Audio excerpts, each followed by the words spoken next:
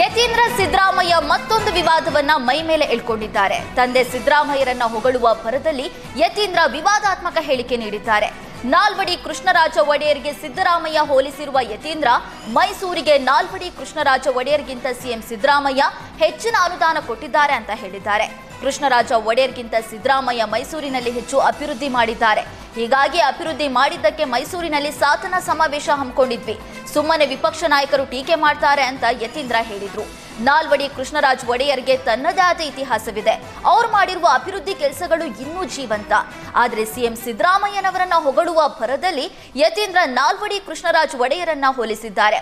ಒಡೆಯರ್ ಬಗ್ಗೆ ವಿವಾದಾತ್ಮಕ ಹೇಳಿಕೆಯಿಂದ ಯತೀಂದ್ರ ಸಿದ್ದರಾಮಯ್ಯ ಸಾರ್ವಜನಿಕರ ಕೆಂಗಣ್ಣಿಗೆ ಗುರಿಯಾಗಿದ್ದಾರೆ.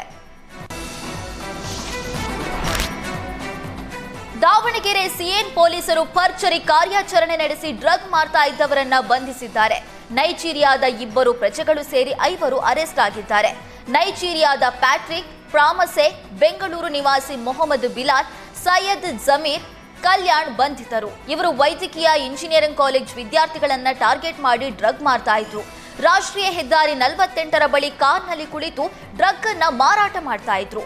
ಖಚಿತ ಮಾಹಿತಿ ಮೇರೆಗೆ ದಾವಣಗೆರೆ ಸಿಎನ್ ಪೊಲೀಸರು ದಾಳಿ ನಡೆಸಿ 5ರನ್ನ ಖೆಡ್ಡಾಗೆ ಕೆಡವಿದ್ದಾರೆ. ಬಂಧಿತರಿಂದ 13 ಗ್ರಾಂ MDMA ಡ್ರಗ್, 6 ಮೊಬೈಲ್, 1 ಕಾರನ್ನ ಜಪ್ತಿ ಮಾಡಲಾಗಿದೆ.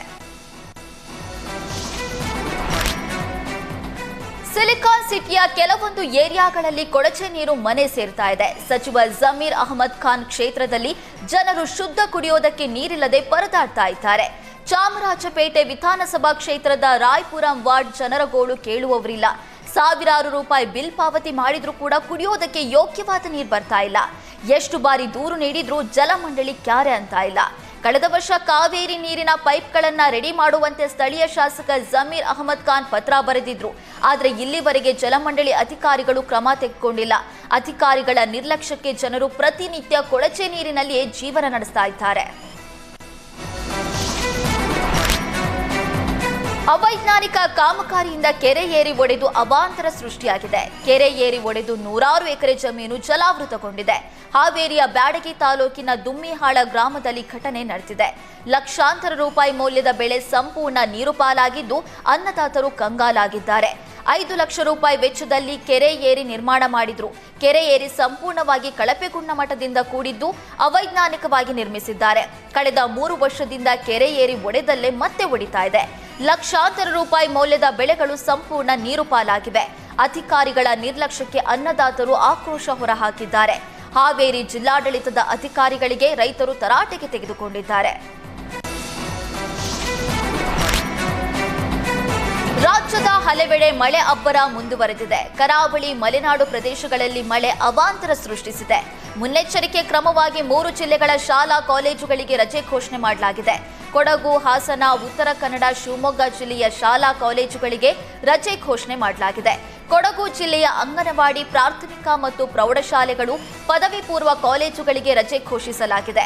ಹಾಸನದಲ್ಲಿ ಸಕಲೇಶಪುರ ಹಾಗೂ ಬೇಲೂರು ತಾಲೂಕಿನ ಅಂಗನವಾಡಿ, ಪ್ರಾಥಮಿಕ ಮತ್ತು ಪ್ರೌಢಶಾಲೆಗಳಿಗೆ ರಜೆ ಘೋಷಣೆ ಮಾಡಲಾಗಿದೆ.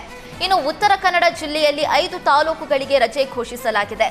ಕಾರವಾರ, ಅಂಕೋಲಾ, ಕುಮಟಾ, ಹೊನ್ನಾವರ, ಭಟ್ಕಳ ತಾಲೂಕುಗಳ ಶಾಲಾ ಕಾಲೇಜು ಅಂಗನವಾಡಿಗಳಿಗೆ ರಜೆ ಘೋಷಿಸಲಾಗಿದೆ.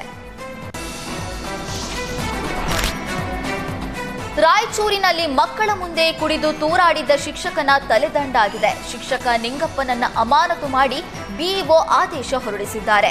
ಮಸ್ಕಿ ತಾಲೂಕಿನ ಗೋನಾಳ ಗ್ರಾಮದ ಅಂಬಾದೇವಿ ನಗರದ ಶಾಲೆಗೆ ನಿಂಗಪ್ಪ ಕುಡಿದು ಬರ್ತಾ ಇದ್ರು. ಕುಡಿದು ತೂರಾಡಿದ್ದಲ್ಲದೆ ಶಾಲಾ ಅವಧಿಯಲ್ಲಿ ನಿದ್ದೆಗೆ ಜಾರ್ತಾ ಇದ್ರು. ಶಿಕ್ಷಕನ ಬಗ್ಗೆ ಮೇಲಾಧಿಕಾರಿಗಳಿಗೆ ಗ್ರಾಮಸ್ಥರು ಹಲವು ಬಾರಿ ದೂರು ನೀಡಿದ್ರು. ಇಲ್ಲಿವರೆಗೆ ಮೇಲಾಧಿಕಾರಿಗಳು ಕೇರ್ ಮಾಡಿರಲಿಲ್ಲ.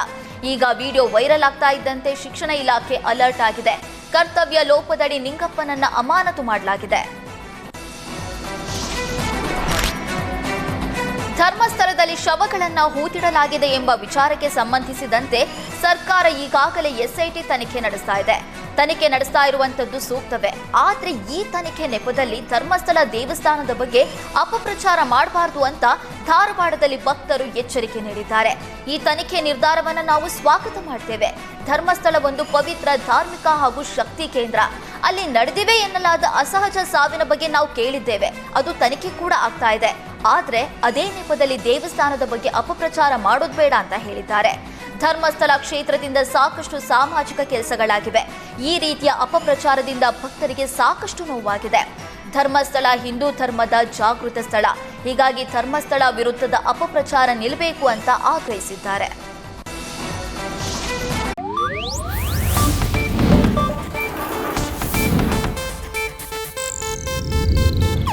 ಇದು ಏಷ್ಯಾನೆಟ್ ನ್ಯೂಸ್ ನೆಟ್ವರ್ಕ್ ಪ್ರಸ್ತುತಿ.